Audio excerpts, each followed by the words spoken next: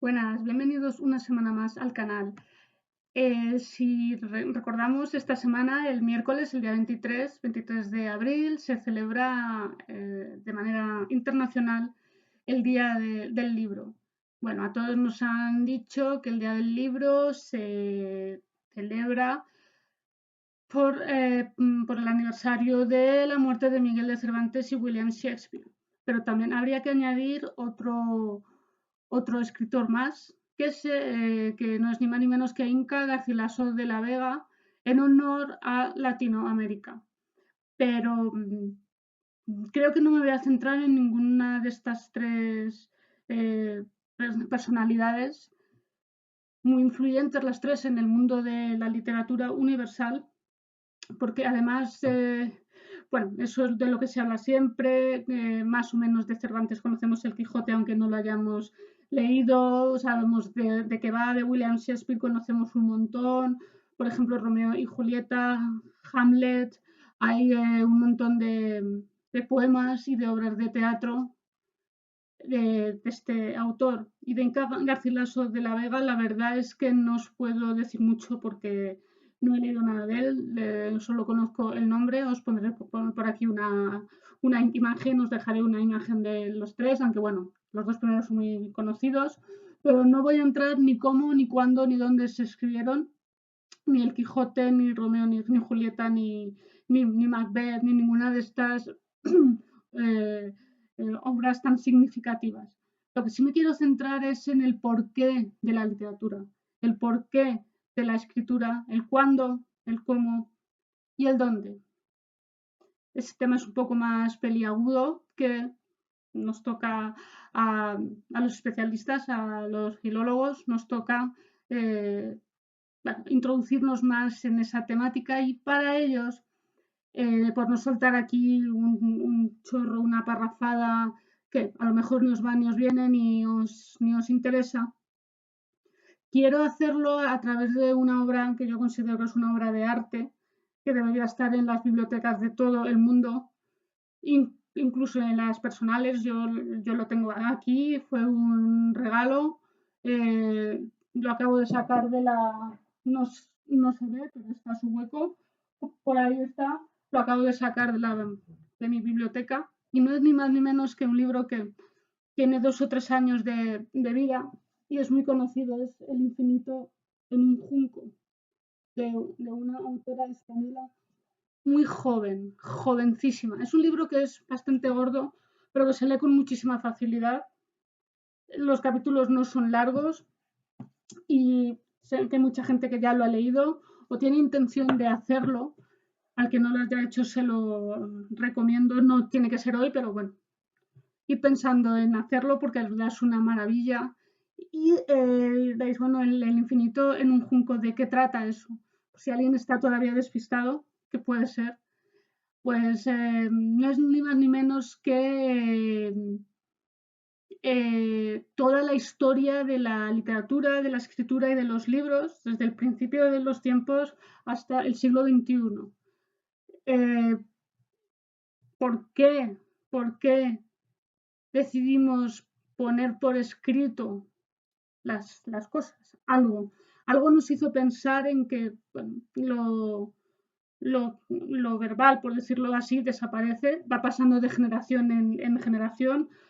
Es muy raro que permanezca intacto, siempre surgen alteraciones, pues, de la persona que lo está diciendo, o de la persona que lo escucha, que tiene mucha inventiva y bueno, pues va añadiendo, quitando, y luego al final de lo que se dice al principio a lo que es, bueno, pues ha cambiado bastante. Ese quizás es uno de los motivos de esa tradición verbal que teníamos al principio de los tiempos, para poner de manifiesto toda esa cultura, esa sabiduría, esa tradición, que de otra manera se podría ir perdiendo, aunque fuera pasando de generación en generación. Como digo, había modificaciones, incluso cuando los copistas medievales se dedicaban a copiar, nunca mejor dicho, pero se llaman copistas, los manuscritos, si los traducían, pues o bien por desconocimiento porque en ese momento les di una ventolera, fueron cambiando frases, fueron cambiando palabras, o sea, no es todo exactamente igual, salvo que tengamos el texto del principio, el original. Todo va sufriendo modificaciones a lo largo de los tiempos, pues por el motivo que sea. Sobre todo suelen ser errores de traducción, porque bueno, los que alguna vez hemos traducido no es nada fácil, y aunque tengas un dominio muy bueno del idioma, hay veces que estás totalmente despistado y bueno, pues no sabes cómo salir del paso y pues puedes incluso a lo mejor inventar alguna frase.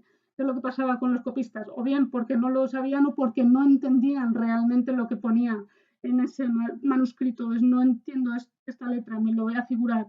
Y así era como de una manera u otra iban pasando los textos, los que conservamos, gracias a estas personas que se dedicaron su tiempo a copiar esos textos, a traducirlos, porque normalmente se traducían del latín o se traducían al latín, dependiendo de cómo estuvieran. Tenemos esa cultura que hoy en día podemos disfrutar. En el infinito, en un junco, se nos habla desde esas primeras tablillas de arcilla que se hacían con pintura cuneiforme, con escritura, perdón, con escritura cuneiforme, que no había ni plumas de gallinas siquiera, se hacían con un cincel, se hacían con una piedra, se hacían con lo que tuvieran y se podían hasta borrar. Y se dieron cuenta de cómo se podía borrar, tenían que inventar otro sistema que, bueno, pues que lo escrito permaneciera, porque bueno, ya había gente con esa idea histórica de que esos acontecimientos que estaban ocurriendo tenían que ponerse por escrito en algún sitio. Por eso, gracias a estos textos, estén en la lengua que estén, podemos ser partícipes actualmente de muchos hechos históricos que acontecieron hace miles de años. Por ejemplo, podemos hablar del descubrimiento de la piedra Rosetta, que se habla aquí. Tenemos que tener en cuenta que es un descubrimiento del siglo XIX, no es muy actual, pero gracias al descubrimiento de esta piedra, la piedra Rosetta, se han podido descifrar los jeroglíficos, porque el ejército de Napoleón llegó al Cairo o a Egipto, descubrió esta piedra, la piedra Rosetta, que está escrita en 3 idiomas, entre ellos el griego, y gracias a esa transcripción se pudo descifrar todo lo que venía a continuación. Entonces, si los egiptólogos o los filólogos, no es mi caso, obviamente yo no sé nada de jeroglíficos, o arqueólogos conocen el significado de esos dibujitos que podemos ver, los jeroglíficos que no dejan más de ser dibujos, imágenes, es gracias a la piedra Rosetta, se lo vemos al ejército de Napoleón, no todo va a ser malo. También tenemos que hablar de grandes pérdidas para la historia de la humanidad, como fue la biblioteca de Alejandría. Se perdió toda la documentación que existía y fue una gran y lamentable pérdida porque eso ya no se va a volver a recuperar. No sabemos qué había escrito, no sabemos qué acontecimientos se narraban en esos manuscritos que después de ser de arcilla pasaron a ser de piel de cabra, luego pasaron al papiro y ya actualmente a lo que conocemos como el papel, aunque ya cada vez se escribe menos en papel y eso hace que la humanidad cada vez escriba peor, porque todo nos lo corrige la máquina e incluso las máquinas se equivocan y no somos capaces de plasmar en una hoja de papel ni siquiera 2 frases bien redactadas. No me refiero a todo el mundo, estoy hablando de la generalidad, obviamente. Una persona que lee mucho jamás podrá redactar mal. Eso es algo que va junto. Entonces, es muy interesante esta lectura porque para todo el mundo, sobre todo para todo el mundo que le guste la lectura y la literatura, independientemente del género que le apasione, sobre todo para los filólogos, los documentalistas, es un libro que es, vamos, tendría que estar, ya digo, en todas las bibliotecas del mundo, en todas, traducido a todos los idiomas. Sé que se ha traducido a muchos, pero yo creo que debería ser a todos, a todos, absolutamente a todos, que los gatos también lo pudieran leer, o los perros, pero ya bromas aparte, tengo que decir que lo que esta chica, pues muy jovencilla, permitirme que la llame así, una chica yo creo que es más joven que yo, o por ahí andará. ¿Vale? Es un libro sin imágenes, ¿vale? Pero no hace falta que las tenga, porque es tanta la sabiduría que tiene, tanta la información que recopila y tan veraz y tan bien redactada que no hace falta un dibujo para imaginárnoslo. Eh, Creo que es una manera diferente y a mí me parece que es bonita de celebrar el Día del Libro, iniciando la lectura del infinito en un junco si no lo habéis hecho ya. Y si lo habéis hecho y lo queréis releer, me parecerá estupendo. Yo simplemente decir que en cuanto que lo sacaron, tardé un poco en comprarlo porque, bueno, no me corría prisa, pero la verdad es que tardé muy poco en leerlo pese al número de páginas que tiene, por lo que os digo. Incluso podréis encontrar cosas que, anda, pues esto no me lo imaginaba, anda, pues esto no lo sabía, o sea, esto fue así realmente. Hay cosas que todos damos por sentado, que nos han explicado en el instituto, luego los que ya hemos estudiado una filología, pues estamos en ese nivel un poco más avanzados, pero aún así refrescar la memoria nunca viene mal, porque es muy interesante cómo a través de un texto se puede sacar otro, como a través de un texto histórico lo que decía este ya no sirve. Entonces, bueno, pues es que es muy interesante. Por ejemplo, a modo de anécdota o curiosidad, os diré que Sócrates, ese gran filósofo que a todos nos sonará, no dejó nada escrito. Él no se dedicaba a plasmar su conocimiento, porque él ni siquiera se consideraba un filósofo, él decía que no sabía nada, nada. ¿Cómo ha llegado ese conocimiento hasta nosotros? Alguien ha tenido que hacerlo, alguien ha tenido que plasmarlo, porque son muchas generaciones y muchos siglos desde su muerte hasta el siglo XXI. Pues ni más ni menos que sus alumnos se dedicaron a escribir este conocimiento, estas palabras, estas frases o esta sabiduría que él tenía. Se dedicaron a ponerla de manifiesto, escrita, para que no se perdiera. Y les debemos esta gran labor que hicieron, porque si no, no sabríamos realmente lo que pasaba por la mente de este gran filósofo. Y como Sócrates, pues podemos tener un montón de ejemplos más. Yo siempre me apetece decir que, bueno, que sí, El Quijote, desde luego, no lo voy a poner en duda, es una de las obras más importantes de la literatura universal, aunque yo tengo que decir que no soy fan del Quijote, pero bueno, cada uno es fan de lo que puede, pero sí me gustaría decir que hasta el propio Cervantes, en el Quijote, él mismo dice que él no escribió el Quijote, valga la redundancia. Sí que lo hizo. Lo que pasa es que lo que quería era poner a prueba al lector.